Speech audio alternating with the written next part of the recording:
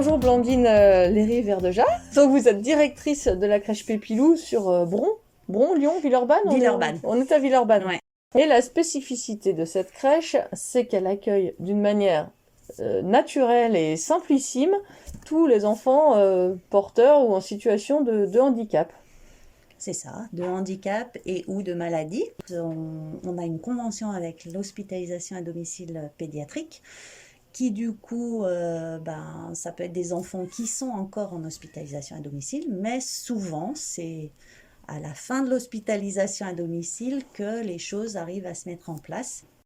Alors, est-ce que c'est compliqué pour un enfant malade ou en situation de handicap d'arriver chez vous? Moi, je ne pense pas, j'espère pas, puisque c'est l'idée, un appel de la famille ou des personnes qui l'entourent de façon, ou qui l'accompagnent sur ce chemin, justement. Un premier rendez-vous d'entrée, d'inscription, enfin comme pour tous les enfants, et derrière une discussion sur qu'est-ce que ça nécessite de mettre en place dans la crèche pour accueillir l'enfant dans sa spécificité au milieu du collectif. D'accord. Et donc la MDPH, des autorisations, des papiers Ah non, non, non, non, les autorisations, c'est celle des parents. Mhm.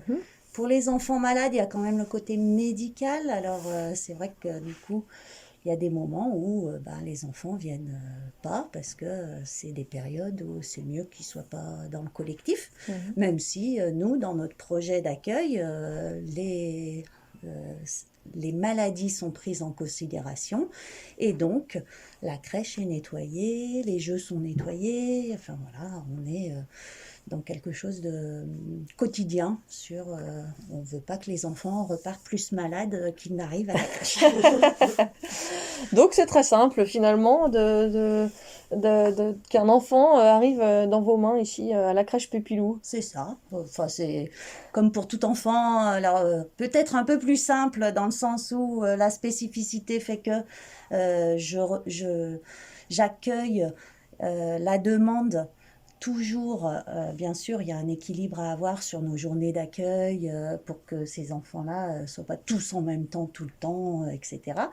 Mais par contre, voilà, j'équilibre l'accueil de tous les enfants, mais je priorise évidemment l'accueil de ces enfants-là. Donc, j'essaye de correspondre aux demandes des familles. Et quand ça ne correspond pas tout à fait, on essaye de voir comment on peut aménager avec les rééducateurs, changer des horaires effectivement de rééducation pour que l'accueil à la crèche puisse être aussi cohérent et veuille dire quelque chose dans la vie de l'enfant.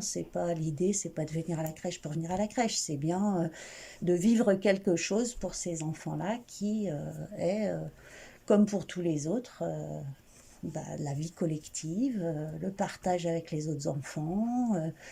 Donc quand vous parlez des autres enfants, comment se répartit l'effectif? Vous avez des places réservées, un effectif réservé pour les enfants malades ou Alors porteurs moi, de je ne le handicap? réserve pas, je le priorise. C'est-à-dire que on est sur un projet d'un équilibre d'un tiers d'enfants en situation particulière pour 2 tiers d'enfants du quartier. L'idée, c'est si je réserve ces places-là, ça veut dire qu'elles sont vides quand les enfants ne sont pas là et c'est pas l'idée.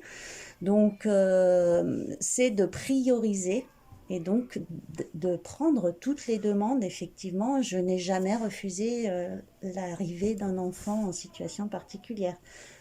On aménage les temps selon les capacités de l'enfant aussi à accepter de vivre le collectif. Et souvent, c'est évolutif, hein. Mais ça, j'ai envie de dire, c'est comme pour tous les enfants, sauf que le rapport au temps n'est pas tout à fait le même. Et donc vous prenez, vous pouvez accueillir dans votre structure des enfants qui ont par exemple une ventilation, une VNI, une ventilation non invasive. Eh bien, écoutez, on voudrait bien effectivement aller à cette simplicité-là aussi avec des appareils.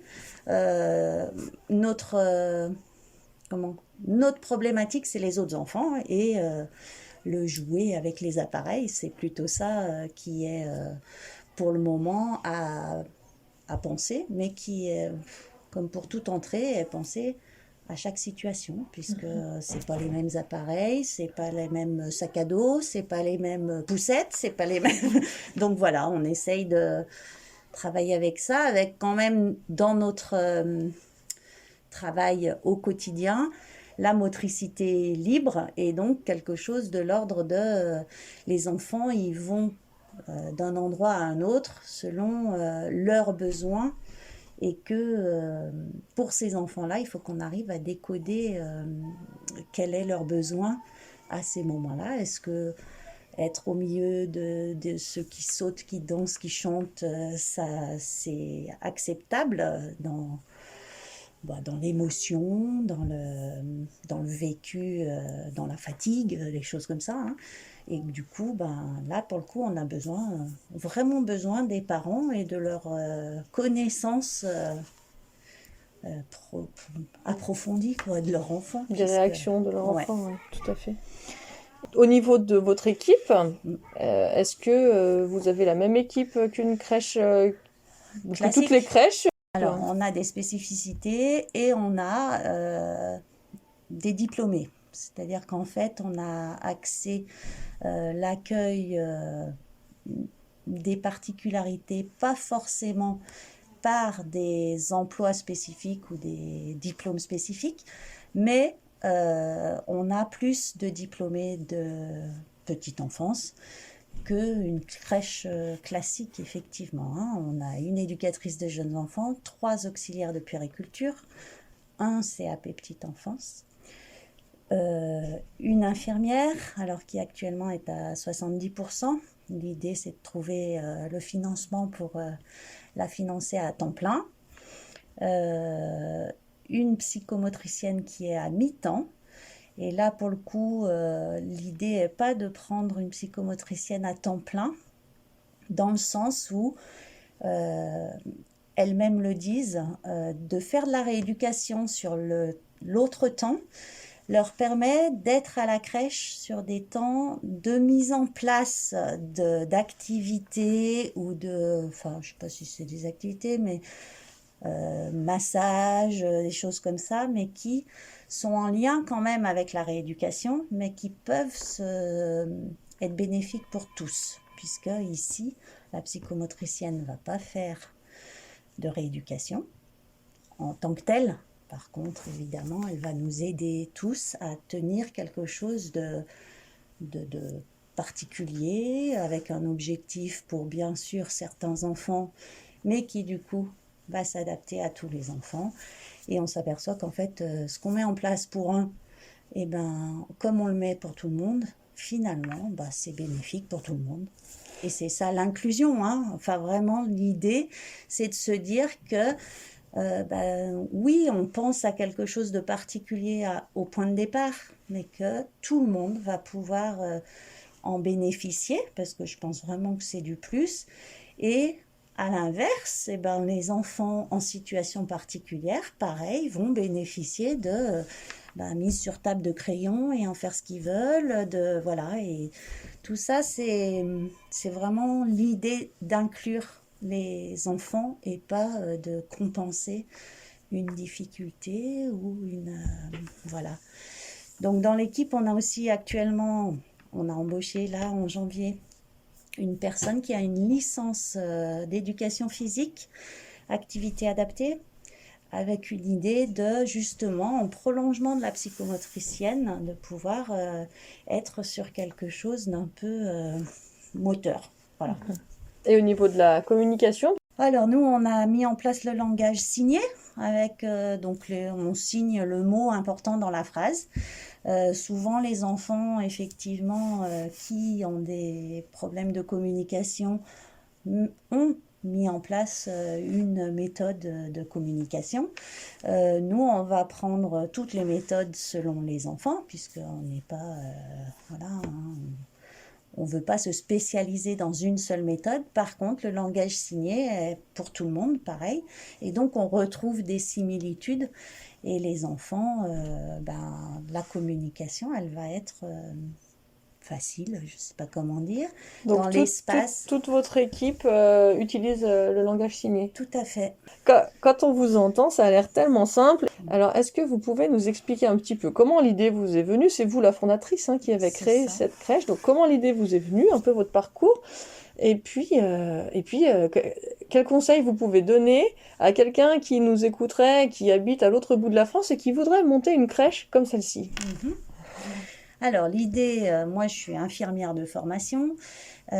Pendant mes études, j'ai travaillé sur l'école à l'hôpital, mes études d'infirmière. Ensuite, j'ai été en service pédiatrique, médecine pédiatrique notamment à Édouard Herriot, où il y avait tout un espace dédié aux enfants en alimentation parentérale et donc toute une éducation aux parents pour qu'ils puissent eux-mêmes brancher et débrancher cette alimentation, donc avec tout ce qui est habillage en stérile, quels sont les signes pour revenir à l'hôpital immédiatement, etc. etc.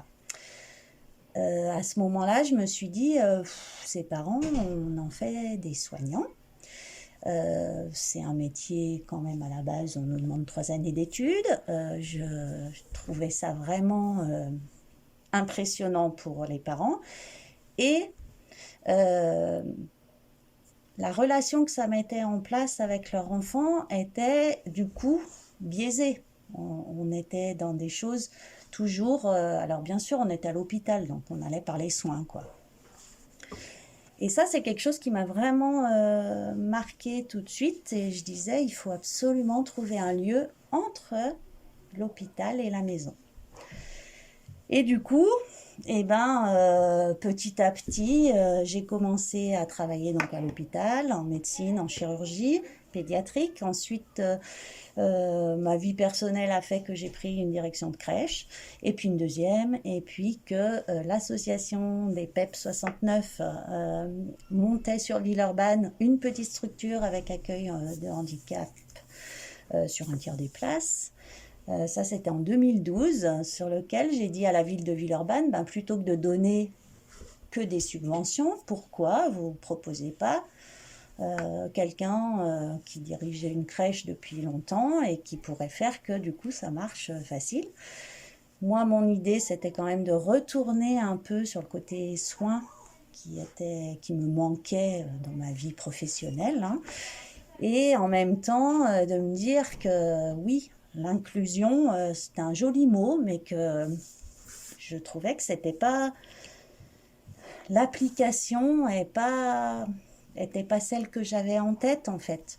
Donc, comment effectivement inclure ces enfants, malgré leurs différences, dans le collectif. Donc ça a été vraiment l'idée de base. Et il se trouve qu'à ce moment-là, le directeur général de l'association dit ça marche bien, enfin au bout d'un an ou un an et demi, il faudrait trouver une autre idée. Et là, je dis, moi j'en ai une depuis très très longtemps, les enfants malades dans une crèche entre la maison et l'hôpital, effectivement.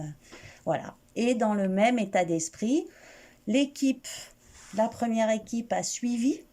Donc ça, c'était très chouette parce que du coup, on est une petite base de collègues qui travaillent ensemble depuis un petit moment, mais surtout qui ont l'état d'esprit. Alors l'avantage, c'est ça, c'est quand on recrute une équipe sur un projet particulier, on sait ce qu'on attend des personnes, ça marche pas, soit, mais ça n'empêche que le projet, il est tenu et il est là, quoi. Donc après, ça demande une sacrée énergie de tenir ce projet, parce qu'il y a des fois, on a des discours qui sont pas forcément politiquement corrects, on va dire, et que du coup, parce que l'inclusion, ça demande effectivement une adaptation quotidienne à tous les moments, et que ça demande aussi une espèce de souplesse dans l'administratif. Et ça, c'est un peu plus compliqué à faire admettre, hein. Voilà. Donc, pour monter la crèche, ben, j'ai été soutenue par l'association vraiment. On a fait des séances de travail avec tous les partenaires, donc la CAF, la PMI, l'association, la ville de Villeurbanne. Et donc, autour de la table, on s'est mis à travailler ce projet, quels enfants, quel public. Donc, il y a la demande de la ville, effectivement, de pouvoir accueillir des enfants de la ville, du quartier, comme les crèches municipales. Hein. Et il y a la particularité qui, là, est gérée de façon complètement indépendante. Ça peut passer par la ville. Hein. Il y a des parents qui peuvent aller demander une place en crèche à l'espace Kid de la ville de Villeurbanne, qui du coup vont être orientés vers nous. Mais très souvent, c'est les partenaires de soins qui nous orientent les familles. Et là, voilà, un coup de téléphone, voilà ce que je disais tout à l'heure, ça, c'est parti. Donc monter, il faut être, je pense au niveau, maintenant il n'y a que les finances hein, qui vont poser le truc. Et franchement, il faut tenir bon sur la qualification du personnel. Je pense vraiment qu'accueillir et inclure tous les enfants, c'est réfléchir à chaque situation dans ce qu'on a déjà. C'est-à-dire qu'on ne peut pas enlever le fait qu'il y a des moments, selon le groupe d'enfants, ça peut être beaucoup plus compliqué. Et c'est pas refuser d'accueillir un enfant, c'est l'accueillir dans les conditions nécessaires à un bon accueil. Donc c'est là où je disais, j'aménage les journées, les temps, pour que tous les enfants soient considérés, quels qu'ils soient. On espère que ce beau modèle de crèche, mais qui nécessite quand même un petit peu au départ d'avoir une infirmière directrice, c'est pas forcément Oui, je sais évident. pas, des éducatrices peut-être peuvent aussi être, mais c'est la complémentarité en fait hein, de nos diplômes, de nos fonctions, qui fait quand même que c'est un projet qui tient la route. C'est-à-dire que le regard de chacune va apporter des choses particulières qui font que eh ben, l'enfant, il est vraiment vu dans une espèce de globalité. Parce que la psychomotricienne, par exemple, avec son regard très spécifique, à des moments, va nous dire, là, c'est pas comme ça qu'il faut porter l'enfant, par exemple. Or, eh ben, on porte un enfant, c'est quand même instinctif pour tout le monde. Donc, toutes ces petites choses-là, pour le bien-être de l'enfant, enfin, tous ces regards font que ça reste quelque chose de très... Enfin, du coup, c'est pas si individualisé que ça. C'est-à-dire qu'on ne va pas aller faire une chose pour un enfant. Par contre, ce qu'on va faire pour un enfant, ça va être du coup le bienfait pour tout le monde. Hein. Quand on parle bêtement de ménage, de lavage de jeux, en fait, c'est pour tous les enfants que c'est mieux. Nous, on n'a pas de grosse épidémie de gastro ou de grosse épidémie de varicelle. Parce que, eh ben oui, tout est pensé un peu en hygiène, je reconnais. Pour les enfants qui sont fragiles, ouais, tout à fait. C'est ça. Qui sont d'autant plus fragiles. Voilà. Eh ben, merci beaucoup pour votre temps et puis pour ce beau projet d'accueil. C'est plus qu'un projet, hein, cet accueil particulier, complet, riche, que vous offrez aux enfants malades et en situation de handicap. Merci à vous.